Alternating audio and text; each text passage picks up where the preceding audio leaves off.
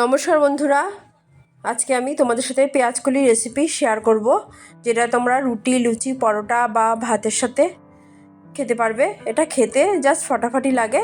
চলো দেখে নাও আমি এটা কি করে বানাচ্ছি।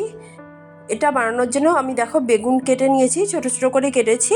একটা ছোট সাইজে বেগুন নিয়েছি, আর 3টে আলু আমি লম্বা করে কেটে নিয়েছি, আর পেঁয়াজকলিগুলো আমি লম্বা করে কেটে নিয়েছি।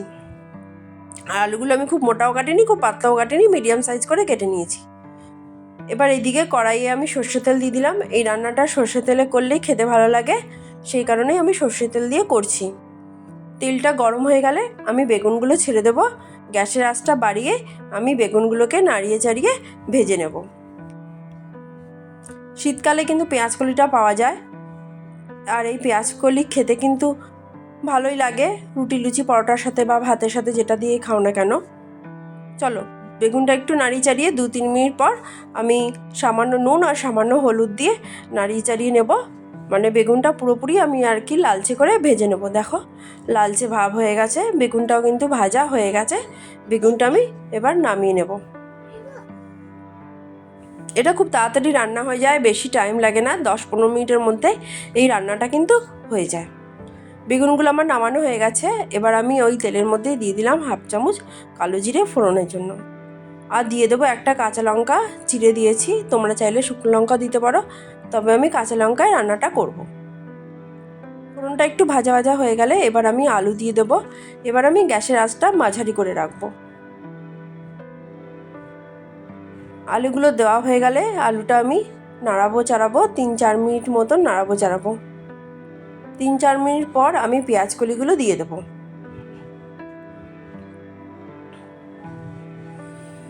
পেঁয়াজকলি দেওয়ার পর আলু আর পেঁয়াজকলি একসাথে আমি ভাজা ভাজা মতন করব। তারপরে আবার 3-4 মিনিট একটু নাড়াবো চাড়াবো। তারপরে আমি এর মধ্যে নুন দিয়ে দিলাম, পরিমাণ মতন নুন দিয়েছি, পরিমাণ মতন হলুদ দিয়েছি, আর দিয়ে দেবো জিরের গুঁড়ো 1/2 চামচ মতন, আর 1/2 চামচ মতন ধনে গুঁড়ো। মানে 1/2 চামচেরও একটু কম জিরের গুঁড়ো আর 1/2 চামচেরও একটু কম ধনের গুঁড়ো দিয়েছি। দিয়ে সবগুলো একসাথে মিশিয়ে আমি এটাকে ভাজা করব। মেশানো হয়ে গেলে এখানে আমি পেঁয়াজ কুচি দিয়ে দিলাম। একটা বড় সাইজের পেঁয়াজ আমি খুব ভালো করে কুচি করে নিয়েছি, সেটাই দিয়ে দিলাম। পেঁয়াজ কুচি দেওয়ার পর সবগুলো একসাথে আমি নাড়াবো চাড়াবো। তোমাদের ভালো লাগলে লাইক করবে, সাবস্ক্রাইব করবে, আর বাড়িতে কিন্তু অবশ্যই রান্না করে খাবে, খেতে কিন্তু খুবই ভালো লাগে। দেখো এটা অনেকটাই মজে গেছে। এবার আমি এর মধ্যে 2টো কাঁচা লঙ্কা দিয়ে দিলাম। গ্যাসের আঁচটা আমি কমিয়ে রেখেছি। এবার ঢেকে রাখবো, বেশিক্ষণ না, 5 মিনিট মতন ঢাকলেই হবে। 5 মিনিট পর ফিরে আসলাম। দেখো একটু জল বেরিয়েছে, আমি আর একটু জল দিলাম, বেশি না, এই 1 হাতা মতন জল দিয়েছি বলতে পারো। দিয়ে একটু নাড়িয়ে চাড়িয়ে আবারও ঢেকে রাখবো 2-3 মিনিট মতন। 2-3 মিনিট পর ফিরে আসলাম।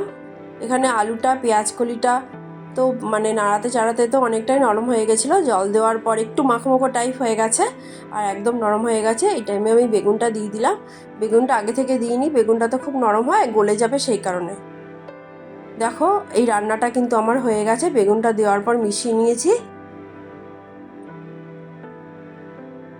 এটা সকালে রুটি, লুচি, পরোটার সাথে, বা দুপুরবেলা ভাতের সাথে, বা রাতে রুটি, লুচি, পরোটার সাথে তোমরা খেতে পারো।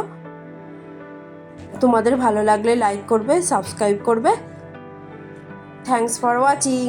সবাই খুব ভালো থাকবে, সুস্থ থাকবে। বাই।